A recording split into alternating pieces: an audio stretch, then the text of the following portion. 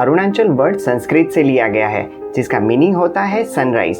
शायद इसीलिए अरुणाचल को लैंड ऑफ सनराइज भी कहते हैं। 83,000 किलोमीटर में बसे अरुणाचल में अप्रॉक्स 15 लाख से ज्यादा लोग रहते हैं। सिर्फ अरुणाचल में ही 50 से ज्यादा भाषाएं बोली जाती हैं। विभिन्नता में एकता वाले इंडिया का विभिन्न अंग है हमारा अरुणाचल प्रदेश। मगर आज अरुणाचल खतरे में है।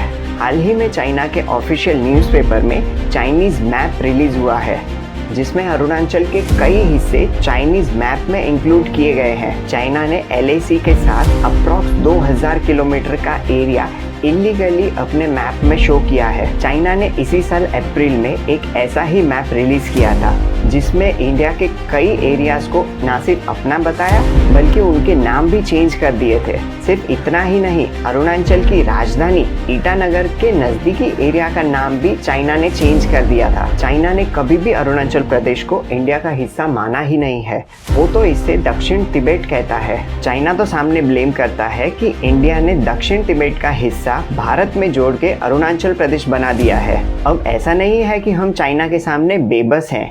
अगर इतिहास के पन्ने पलट कर देखें तो हमें पता चलेगा 1967 में सिक्किम तिब्बत के पास हुई मुठभेड़ में इंडिया ने चाइना को करारा जवाब दिया था, जिसमें इंडिया के 80 जवान शहीद हुए थे, मगर चाइना के 400 से ज़्यादा जवान शहीद हुए थे। 1975 में चाइना ने अरुणाचल के तुलुंग इलाके में आसाम राइफल के जवानों पर छिपके हमला किया था, जिसमें इंडिया के 4 जवान शहीद हुए थे। 2020 में लद्दाख गलवान घाटी में हुए हमले में इंडिया के 20 जवान शहीद हुए थे, जहां चाइना के 40 जवान शहीद हुए थे। छिपकर वार करने में चाइना पाकिस्तान से पीछे नहीं है, मगर अब वक्त बदल गया है। डिफेंस के मामले में हम पीछे नहीं हैं। अगर वॉर के आसार हुए तो चाइना को भी भारी नुकसान उठाना पड़ सकता है, और शायद इसीलिए चाइना अक्साई चीन के पास सुरंग बना रहा है। हाल ही में सैटेलाइट इमेज में ये सामने आया है, जिसमें वॉर के समय हथियारों और मिलिट्री को इजीली सप्लाई करने के लिए चाइना वहां टनल्स बना रहा है।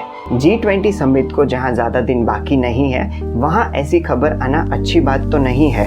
इस बार G20 समिट में इंडिया इम्पोर्टेंट रोल निभा रहा है, जिसमें सभी कंट्रीज के लीडर्स आने वाले हैं। क्या आपको लगता है कि हमें चाइना के शी जिनपिंग को इनविटेशन देना चाहिए या नहीं? हमें कमेंट में ज़रूर बताएं। एक तरफ जहां चाइना इंडिया के लैंड पर कब्जा करने पर तुला है, वहीं दूसरी ओर हम चाइनीज़ प्रोडक्ट को यूज़ करने में मशगूल हैं। प्रोडक्ट चाइनीज़ है या इंडियन है, हमें उससे फ़र्क ही नहीं पड़ता। आज इंडियन त्योहारों में चाइना ने 70% मार्केट एक्वायर कर लिया है। कैसे? चलिए एक एग्जांपल से समझते हैं। इंडिया का सबसे बड़ा त्योहार है दिवाली, मगर दिवाली में पटाखे चाइनीज, लाइटिंग चाइनीज, फैंसी दिए चाइनीज, यहाँ तक कि अगरबत्ती बनाने का रॉ मटेरियल भी हम चाइना से इंपोर्ट करते हैं। अगर हम चाइनीज प्रोडक्ट का इस्तेमाल सिर्फ कम कर देंगे, उससे भी चाइना को भारी नुकसान उठाना पड़ सकता है। कैसे? चलिए जानते हैं। हम चाइनीज़ प्रोडक्ट खरीदते हैं, जिससे चाइना को प्रॉफिट होता है, और उसी प्रॉफिट से चाइना अपनी मिलिट्री को स्ट्रॉन्ग करता है, और वही मिलिट्री इंडियन मिलिट्री के अगेंस्ट लड़ती है। तो बेसिकली अगर हमें इंडिया को सपोर्ट करना है तो चाइनीज़ प्रोडक्ट को बैन करना पड़ेगा, या एटलीस्ट उनका इस्तेमाल कम करना पड़ेगा। हमें इंडिया को आत्मनिर्भर बनाना चाहिए। वोकल फॉर लोकल्स के नारे के साथ हमें इंडियन प्रोडक्ट्स यूज़ करने चाहिए। हमारे छोटे से स्टेप्स से इंडिया को बड़ी हेल्प हो सकती है। इस वीडियो में यहाँ तक बने रहने के लिए आप सभी का शुक्रिया। अगर इस वीडियो से आपको थोड़ी सी भी वैल्यू मिली हो तो इसे लाइक और शेयर ज़रूर करें, और अगर आप इस चैनल पर नए हैं तो इसे सब्सक्राइब या फॉलो ज़रूर करें। मिलते हैं नेक्स्ट वीडियो में, तब तक के लिए जय हिंद।